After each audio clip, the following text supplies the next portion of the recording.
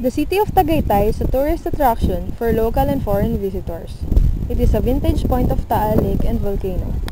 Tagaytay City is located in the province of Cavite on the island of Luzon, approximately 55 kilometers south of Manila. Tagaytay City has a total land area of 66.1 kilometers square, which represent about 5.14% of the total area of the province of Cavite. There are 34 barangays, 6 of which are urban and the rest are classified as rural.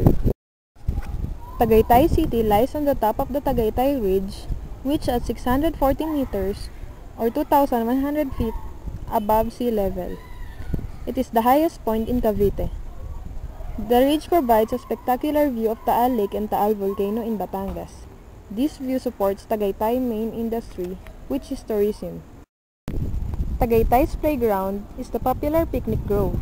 It features huts lined along the gentle slopes of the Tagaytay Ridge. It is a prime location, providing the finest view of the volcano far below, and it is located in Barangay Sungay East. An artful blending of natural and man-made attraction poised on the highest point of Tagaytay, which is the People's Park in the sky. Tagaytay Highlands is a recreational and residential complex.